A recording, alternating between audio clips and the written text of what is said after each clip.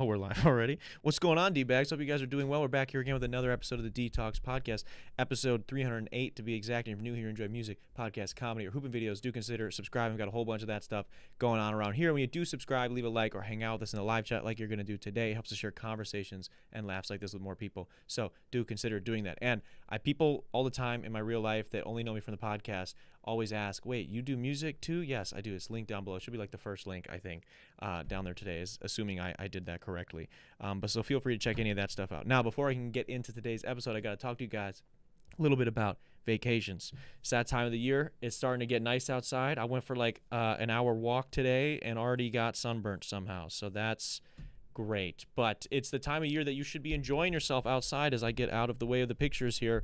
And there's no better place to do that than with today's video sponsor, Alpine House 2. Let's be real. There's nothing better than a well-earned vacation. It feels good to get away from everything for a little bit and just enjoy yourself.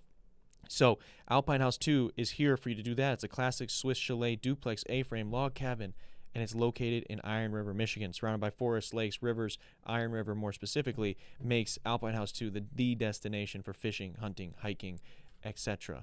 Especially this time of year, do the kayaking and stuff too. A lot of fun stuff you can do up there. You can check them out over on Airbnb. You can look up Alpine House 2, or if you just look up Iron River, Michigan, it's going to be one of the top spots that comes up. You're not going to want to stay anywhere else. So ask Alpine House 2, that's at ALPINEHAUS number 2 on Instagram. To stay up to date, follow them on Instagram and tell them that Darren, Rita, Detox sent you. They will set you up with a great vacation. One last time, that's at Alpine House 2 on Instagram. Now, when I first started podcasting, if you can't tell, I didn't know what I was doing. And these guys that are our second video sponsor today, they're here so you don't make any of the mistakes that I made when I first started. Because I didn't know what to do. I didn't know what cameras to get. I didn't know what mics to get. None of that stuff. But today's video sponsor, Impulse Cameras, can help you skip some of those headaches and get to your creative journey a lot faster. Impulse is located in Oak Creek, Wisconsin's Drexel Square, has everything you could possibly need for your creative projects, whether it's cameras, lights, microphones, gimbals, or even just a space to record your own content. They literally have all of that. They don't just have great gear, though. They also have extremely hardworking and talented staff that's in the industry that can help you get the best gear suited for your needs at your budget. And if you still aren't convinced, they also have a super legit rental program that allows you to get your hands on some amazing gear before you decide to buy it. Not to mention, they also offer a monthly membership, which helps you get some extra discounts on gear and exclusive access to a Discord and more. So check out at impulse.mke on Instagram or impulsecameras.com. They're linked down below in the description, as well as Alpine House 2, so you can check either of them out. One last time, that's at impulse.mke on Instagram or impulsecameras.com. Check them out. Tell them Darren, Rita, Detox sent you, and they're going to set you up. Shout out to both of them for sponsoring today's episode. Now, with all that good stuff out of the way, it's Memorial Day. We have the day off if you work a regular job. I have the day off anyways. I don't work Mondays. I just work here. And, today we're supposed to remember people, the fallen, I believe. So shout out to them and their families.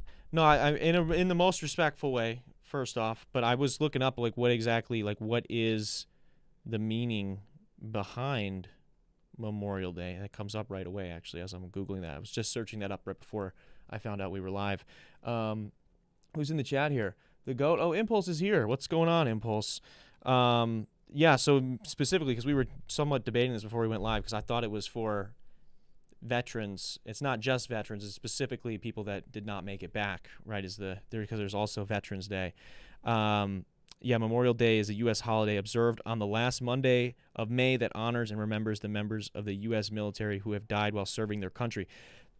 So, again, we're trying to honor them and have some fun on a comedy podcast, which is kind of hard to do because we're joking around here, but I'm curious, what's something else that we need to remember today? That's something that's fallen, that's gone, that's forgotten. I want to bring some attention to the I Heart Boobies bracelets.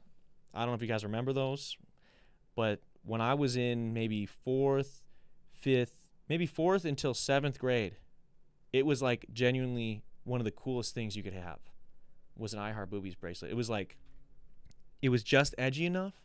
It was just early days that we didn't have a word for it yet, but it was just like you were just gooner enough to just like they were cool, man. It was like a step up from the silly bands. If you remember silly bands, I never got into that shit. Or like the animal, those were like the animal ones that people would get, like the whole packs of like, oh, I got the polar animals, so I got polar bears and tigers and whatever. And you're like, dude, this shit's lame.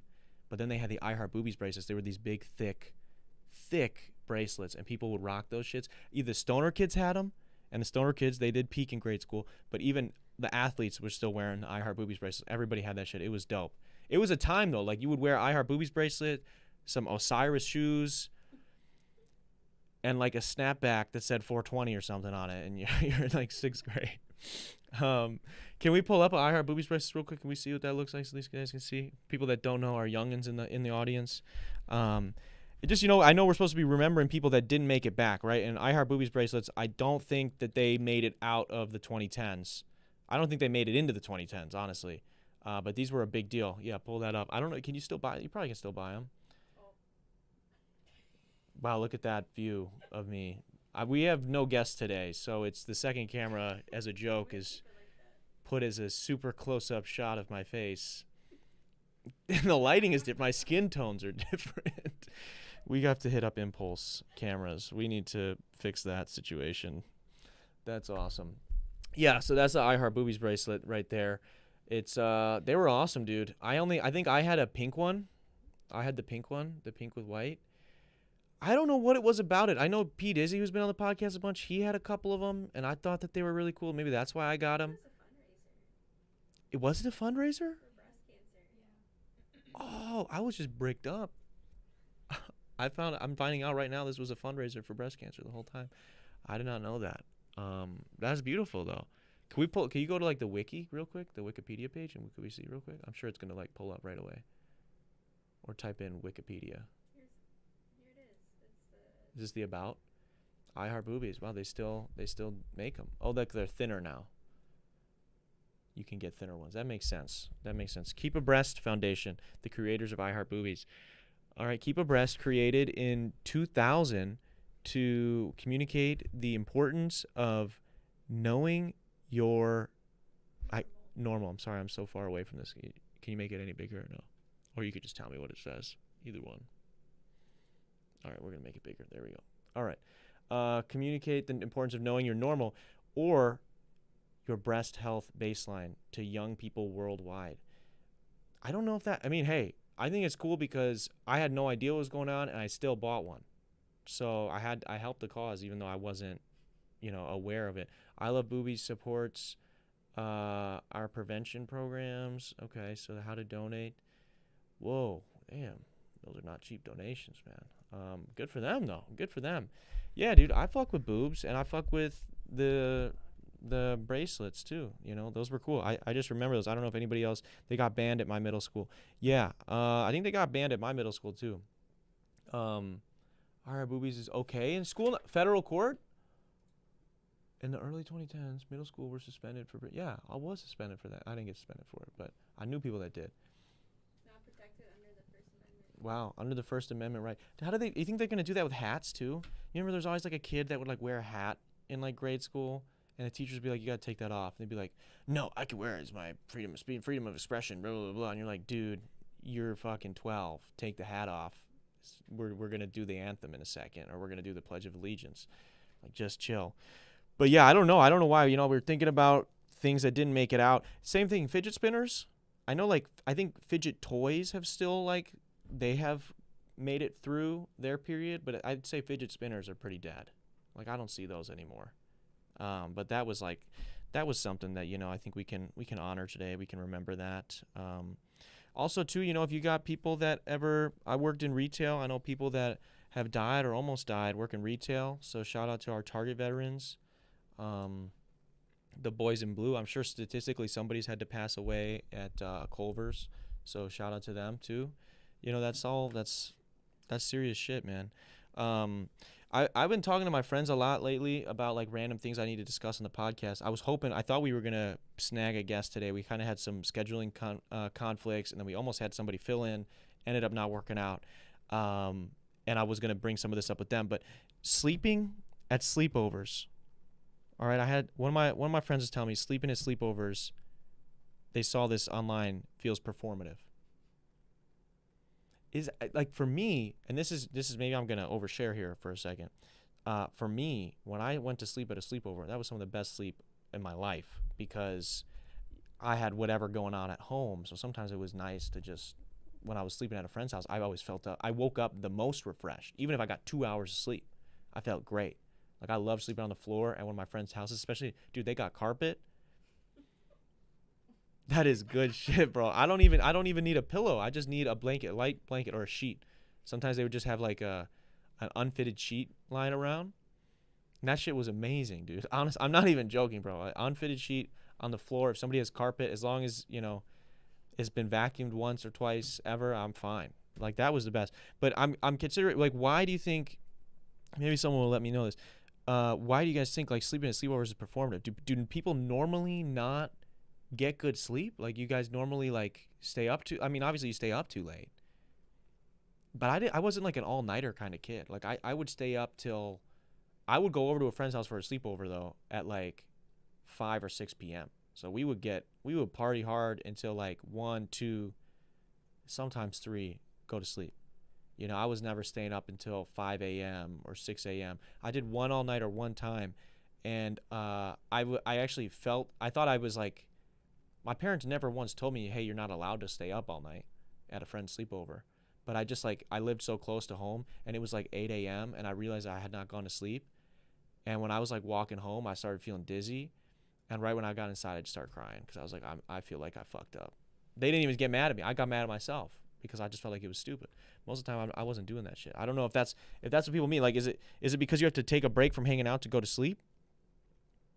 And if I don't know if how many sleepovers you guys have had that are listening, but I was never the first person to go to sleep, or very rarely. And I know that there's a lot of memes online about that, but it is genuinely, especially at a boys' sleepover, is one of the most dangerous things you can do, is fall asleep first. You might end up missing a limb, or with something lodged inside of you. My one friend, he would host for the longest time. He hosted like all the sleepovers, which shout out to those kids first off. We don't give enough respect to those people that like create this domain for you and the homies to have sleepovers at every weekend. Because there's, you bounce around, you go to different people's houses, but there's always like 1 or 2 people in your friend group that you stay at their house the most. Like everybody goes there. That's the basement that everybody hangs out in, or they have the backyard that like is perfect for bonfires or whatever. So shout out to them. They deserve respect. But I had this one homie. He used to host all the time, and he had this is pre to beginning of streaming era, right? So we're still like watching DVDs and shit, but his family owned like a ridiculous amount of movies. So much so that he had a CD changer. They had 2 500 DVD changers stacked on top of each other upstairs, and we had like these giant, I don't know if you guys ever collected like trading cards. They would have like these zip binders that would like zip up, and you'd have like all these laminated things of trading cards in there. Instead of trading cards, it was just like pages with fucking numbers, and they would correspond to a different movie. So it'd be like, oh, you want to watch Beverly Hills Cop? Okay, you got to go to the B section in binder 2, and then you had to find that, and then you would like click it, and you'd click, okay, number 327 in DVD changer 2, and it would like move around. It was like the coolest thing at the time, and we would get that, and we'd bring it downstairs, and we'd go watch that movie. And my one friend, because he had all this shit, he was stacked. We were there every weekend. He's going to sleep first all the time because he's used to this shit. Like, it's his house. He's comfy. He's seen most of the movies that we're watching, and he would always like pass out first. And me and P Dizzy, who's been on the show a bunch of times, we just couldn't stand for that. And so what would end up happening a lot is, because I was too nervous to actually do the fuck shit, but I would instigate it and try to get Pat to do it. Pat or somebody else would stick TV remotes, which they used to be a lot longer than they are now and a lot thicker than they are now, and we used to stick that up his butt. What? And we used to wake him up. And yeah, we used to do that. So that's what happens when I have a solo episode. You guys are going to get confessions like this. That's why I'm trying to not do these anymore, because that is what happens. But yeah, we would do that all the time. And that's not even bad. I know people that pissed in other people's. There's this one kid, they used to call him Pissed in Pepper, because somebody pissed in his Dr. Pepper when he was asleep. Then they woke him up. His Dr. Pepper was next to him when he passed out. They woke him up, And so they knew he was going to be thirsty. And then he immediately reached for his Dr. Pepper and drank the Dr. Pepper. He didn't even notice. He literally didn't even know. He didn't taste any different. And they told him about it like the next day. And he was pissed, but he was like, oh, whatever. That's funny, I guess. And so for like 2 years, they called him Pissed and Pepper. I'm trying to think what else we would do. Most of the time it was like just hitting each other with TV remotes in the butt. Sometimes we would play like probably offensive YouTube videos really loudly to wake the person up. That's probably what we used to. That's what we used to do. I don't know. I this would have been better with a guest. I think this topic. Maybe I'll save this. I try not to. I know we reuse some topics on this show, but you guys got to give me a pass today because I did think we were having somebody. And I guess that I'm gonna have to skip my next one. But the one after that. So something else that I've been thinking about a bunch lately is, when you have like an inkling, you have an idea that like maybe somebody's not a good person. You're like, this person, I don't like them. I don't know what it is, why I don't like them. And then that turns out to be true. And sometimes that can be kind of validating. Something I think to take that a step further that I think is more validating is you have somebody that does you wrong, but is super good and nice to everybody else, right? Like they're cool. Everybody else that you see them interact with seems to like them, seems to respect them, seems to be treated fairly by them. Or at least outwardly, like people see them as a decent person, but they've done you wrong, and you know that they've done you wrong, and in private, and you're not the kind of person to go slander them, whatever. There's something so validating when somebody else comes to you and they're like, yo, this piece of shit John did me so dirty. Like he did this, he keyed my car, he did X, Y, and Z, fucked my girl, whatever the fuck it is. When you hear that from somebody else and you also have like this crazy dirt on the same person, but nobody else, it is so validating. You're like, yes. And you're almost happy that it happened to them.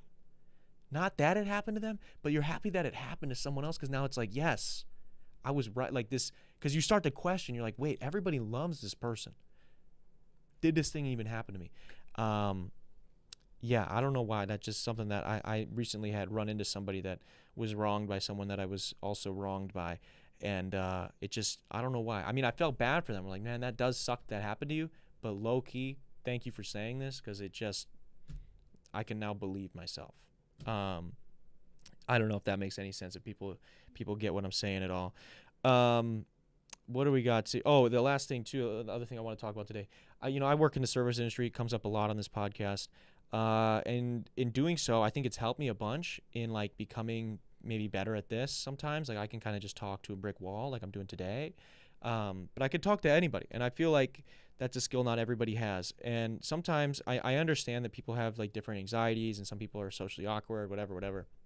And I try to be pretty empathetic to that, especially while I'm serving people because you don't know who people are. You don't know what they're going through. But I do think we got to start charging people extra if they come to a restaurant too high. I think that there are levels to it. I think you enjoy yourself. People like to experiment with drugs. That's fine. I think if you come to a restaurant, I don't know how we would figure out a scale to measure this, but if you're too high, it immediately, like we have to charge you. It immediately pisses me off. I had this couple come in this past weekend. They came in closer to close, and they come in and they sit down. First off, they get sat at a table. There's two of them. They get sat at a table. I'm bartending typically. Then because they're fucking tweaking, because you can see in their eyes they're high. Like when somebody's high, like their eyes are like this like light pink red glazed over, and I feel like it's going in and out of cross-eyed every couple seconds, right? But they like got sat down, and they were like a table away from somebody else. And I'm just like watching them because, again, we're kind of slow. It's towards the end of the shift. And they're just like looking around. And then they see the people close to them, like a table away. And they're like, nah. And they just got up and walked over to the bar. They're like, can we sit at the bar? And I'm like, yeah, that's fine. I'm going to have to tell your server, but that's fine. They're like, yeah, we can't be sitting next to people like that. We can't be sitting that close to people. And I'm like, oh, okay. And they're like, they were just too close. And I'm like, you have bartender ears, so you're kind of like going to get their waters then, but you're listening to what they're saying. They're like, dude, they were just so close.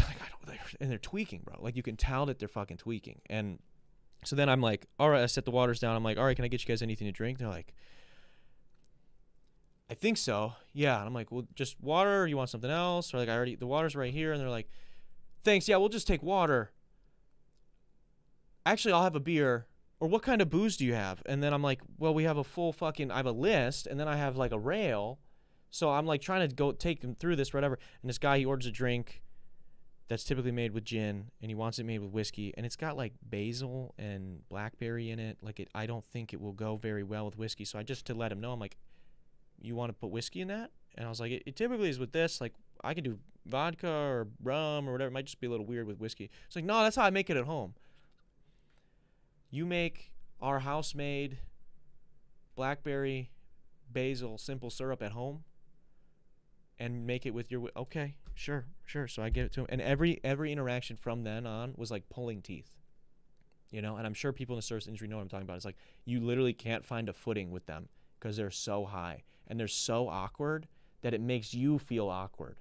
Like that's where I'd say, like that's where we need to draw the line. You can be high in public, you can do what you need to do, but like it is just I can't handle it. I'm not an awkward person. I know there are people that are awkward in the service industry and people that aren't awkward, whatever that aren't, but I'm pretty good at handling, like figuring out, like reading people, and I know when people don't want me to talk to them, when people do want you to talk to them. This shit, it's like I can't figure out what I'm doing. It's like the second they sat down, I was on the ropes. Like I'm already trying to like figure out like where am I? What have I done wrong? What's going on? And they have no idea where they are. And the whole time, and then they like wanted ramen noodles, but they didn't want ramen. Like they didn't want like actual ramen noodle. Like they wanted soup, but they wanted a different noodle. I'm like, well, no, that dish.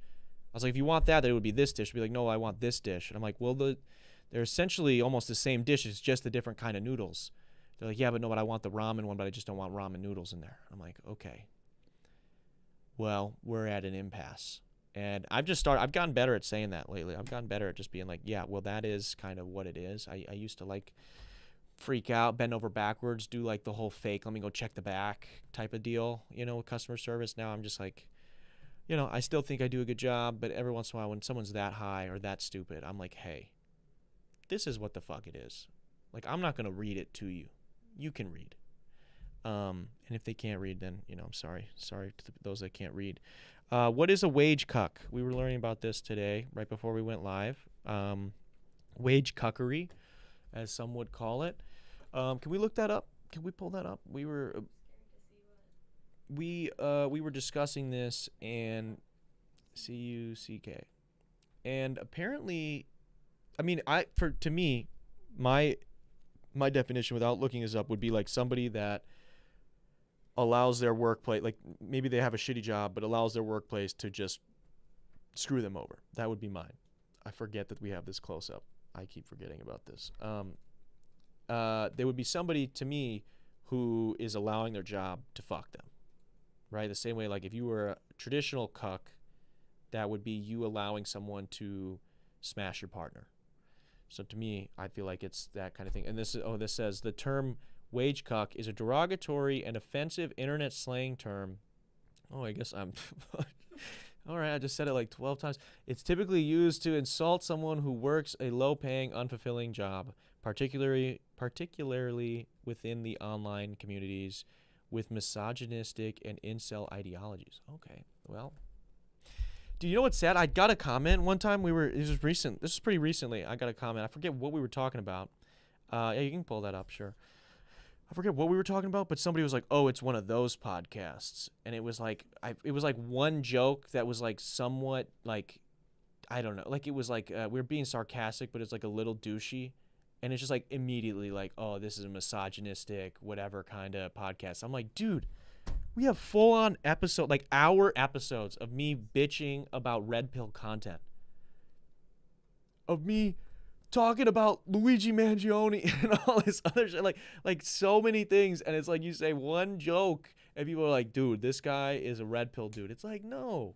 So maybe now that I just said cuck, maybe we're fucked. Maybe you guys will see me on the Whatever podcast next week. Which, by the way, that one dude on that show recently is unhinged. I hope other people don't have the same algorithm as me. But there's this guy who's like 40, who's like trying to justify like so angrily trying to justify that he should be allowed to fuck 18-year-olds and that it's not weird and whatever. And it, like, everyone is like, dude, it feels like if it was lower, you would go lower. Like, you're only stopping at 18 because that's the law. And like, he sees no issue with that. And it's just, I don't know, man.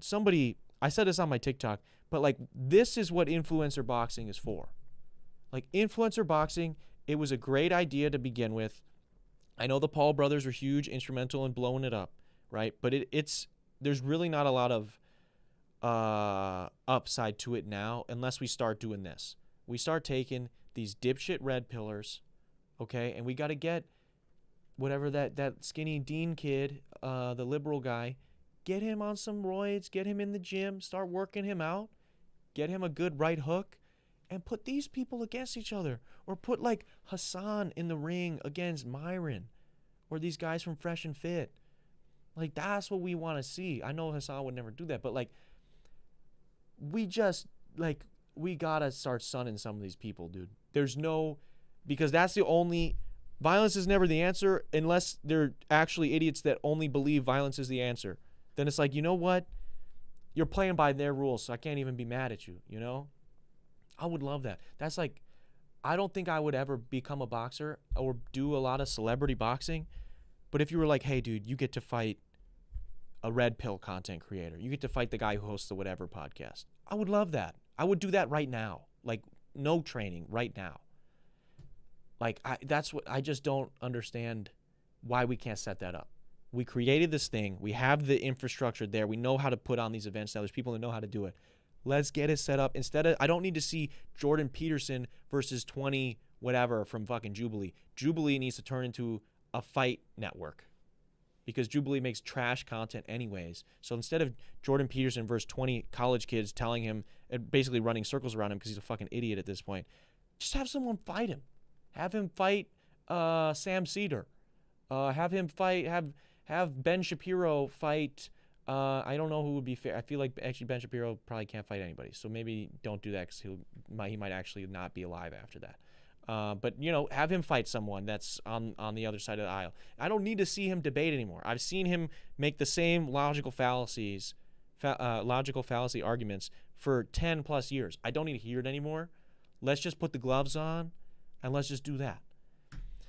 And I'm being hyperbolic here and I'm joking, whatever. We don't need people fighting, but it is just a little silly with some of these. I don't know how you stop some of this like slog on the internet, you know? Like, I think every once in a while it's okay when somebody gets, you know, in a controlled environment, gets the shit kicked out of them. But yeah, I don't know if you guys are a wage cook out there. Like, I wouldn't call you that. You know, I've used the term now too many times, so I hope I'm not triggering you. But that does suck. You know, I think at one point in time I feel like in a lot of ways we all are, you know, we're all getting fucked by our jobs, you know, so we're all wage cucks. I've been seeing people ask to censor the J word, the job word. People are saying the J slur. They said that job is a J slur. And let's switch to this second first. Let's switch to here. Okay, let me get serious with you guys for a second. If job is a slur, we got a problem. I know some people. I've been friends with some people for probably longer than I should have been friends with them. That probably would agree with you that job is a slur. If job is a slur, it might just be over for you. It might just be over for you. We got to figure out I can't even tell you to put the fries in the bag. I don't know. You can get off this camera angle. It's freaking me out. What else we got? Oh, Big Ty.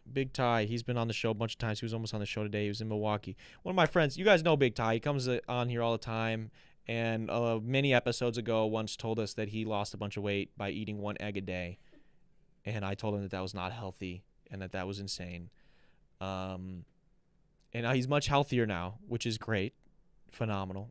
He's making plenty of gains in the weight room. We love the guy. We're always rooting for his success. But today he came to the city, brought his girl. They're like going out on the town, going to see a Brewers game. He hits me up. He goes, "Hey man, what's some good food in the city? Like, what's a good restaurant?" I go, "Okay, well, you know, anytime somebody asks you what kind of, you know, for recommendations, it's like, all right, well, what kind of food are you looking for?" So I go, "What kind of food are you looking for?" This is what his response is. And tell me this is a valid crash out. He goes, I don't know, man. Something that's affordable, has good macros, and is healthy. Why? Why? You're going out to eat with your girl. And that's why I said, dude, what? I literally responded to him like, dude, what the fuck? You got to live life. There's no point. If it's like somebody's birthday, or like I've never been to Chicago, someone's never been to Chicago and they're going to Chicago, and you're with somebody and they're like, where should we go to eat? And they're like, well, we just got to make sure it's got good, wherever we go, it's got good macros. Ty's lucky we were over the phone, because I should have punched him in the face. I should have said, bro, what the fuck are you talking about? Eat something good. You deserve it. That's the whole point. That's the whole point, guys. If you work out as much as people like our friend Big Ty works out, much as I work out, you should eat something you like every once in a while. It's okay. You don't ask people what the macros are when you're going out. I track all my food in my phone. I know how much food, I know what I'm at for my macros, and then if I go out for food with my friends for dinner, or if my mom says, hey, do you want to get lunch? Or a friend is like, hey, I haven't seen you in a while, let's grab coffee. I don't have to track it. I'm not a slave to tracking that. I know what I'm at. I know that I'm mostly healthy. I'm eating 95% healthy, or healthily. I don't know if that was maybe less of a word. I'm eating somewhat healthy for the day. I do not need to track that last little bit. So shout out to Ty, but everyone got to tell him he need to chill on the track and the macros, and you need to chill. You probably have a friend in your life that does that too. You want to go out, you got a girls' night out, and you guys are gonna go get apps at some place and get drinks, go dancing, and there's that one chick that's like, I'm just gonna get a salad. Bitch, we're not paying $22 for iceberg lettuce and a fucking dressing. And she's going to ask for a second dressing anyways, because it's so fucking garbage. And you're just going to drink the calories in dressing. No, bro, just live. If you are in the gym all the time, if you eat healthy all the time, it's okay to live life once a week and hang out with your friends. That goes for anybody. We're not just making fun of Big Ty today, even though we should. We should have a one day a year, one episode a year where we make fun of Big Ty. But hopefully he'll be coming on more, and we can just do that once a year with him here. Anything I didn't get to today? Is there anything I've been talking about that I haven't that I didn't rant about yet? I feel like that's pretty close to it. The NBA playoffs have been great. I'm not going to get into it a bunch because I do want to podcast with a comedian. I know we've had a bunch of comics on lately. Have you guys been enjoying that? Is that fun? I like talking to comedians. They actually talk about stuff. It's fun.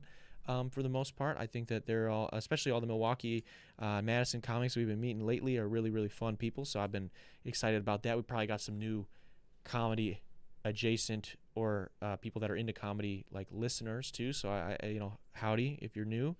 What else did I want to get into? Oh yeah, Drew Flaggy. If you guys know Drew Flaggy, Andrew Flaggy, he's a comedian. He is here in Milwaukee. Please tell him to reach out to me. I keep reaching out to this guy. I want to have him on the podcast. Been trying to make that happen.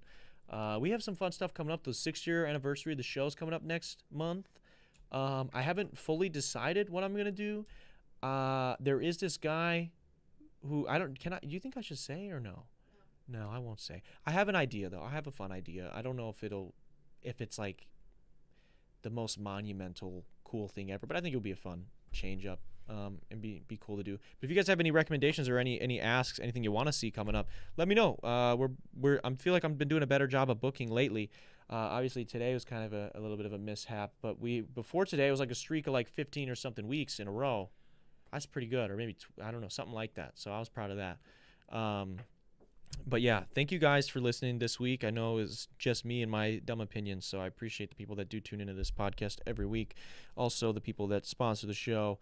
I want to say a quick shout out to our patrons. They should be up on the screen right now. If you guys are interested in getting behind-the-scenes access to extra videos, extra podcasts, as well as a series that explains how I break down my mixing and mastering of every single one of my songs, go to patreon.com/Darren Rita, and you can help support the channel for as little as $1. Also want to say a quick shout out to Alpine House 2 for sponsoring another episode, and Impulse Cameras for also sponsoring today's episode. Both of those guys are linked down below, as well as all the other goodies that we've talked about today. And this has been the 308th episode of the Detox Podcast. I will, of course, see you guys next week. Peace.